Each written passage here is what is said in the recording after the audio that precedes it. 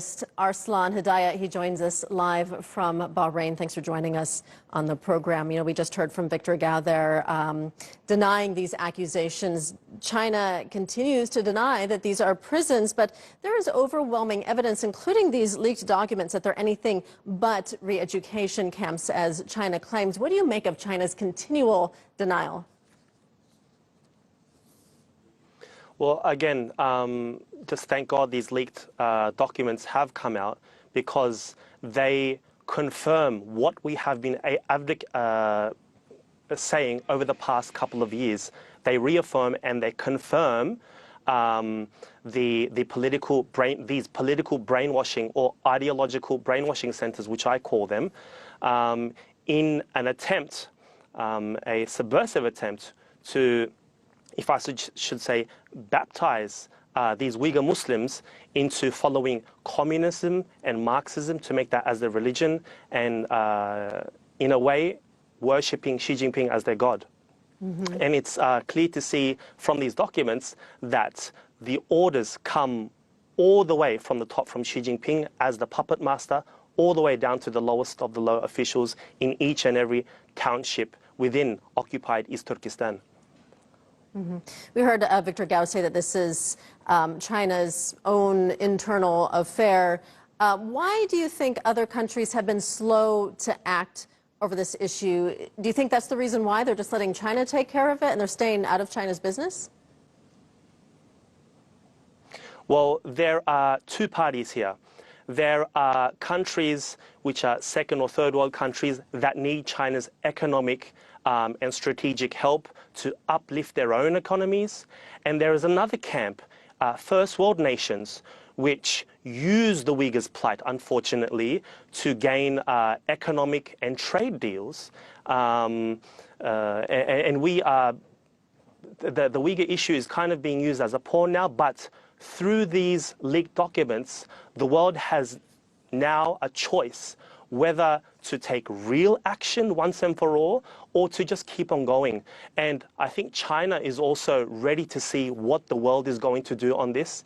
And we really need to, we really need the world to step up now, pass measures, just like recently we've seen the Hong Kong Human Rights Act pass in Congress. There is also a Uyghur Human Rights Policy Act, which we hope we will pass, and this would really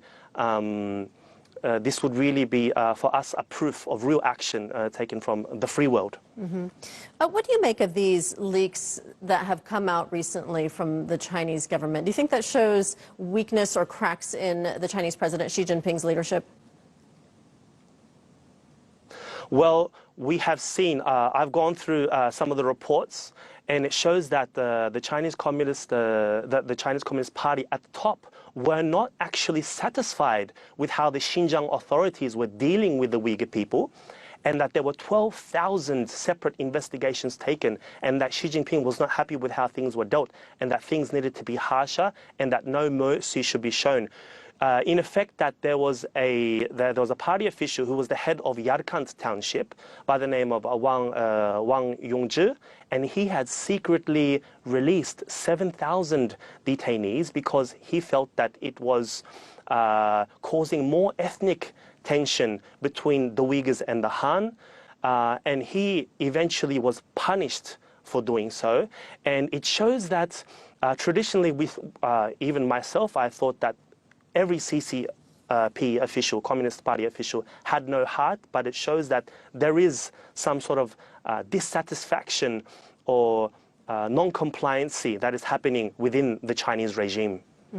I was in Xinjiang, I want to say it was about 3 years ago now, and I remember seeing a heavy Chinese police presence there. But other than that, I didn't feel unsafe. There were crowds of people, and the people there were just lovely and very warm people. But there has been a lot of unrest and protests in the Xinjiang Uyghur Autonomous Region. 10 years ago, for example, we saw a police crackdown that led to citywide violence in the city of Urumqi. What is behind all the violence in the region, and is China blaming religion for it?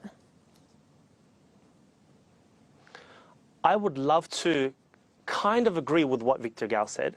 There is a very, very, very tiny population far less than 1% within the Uyghur Muslim community of extremism, but this extremism actually stems from years and years of China cracking down on our scholars of Islam and our students of knowledge.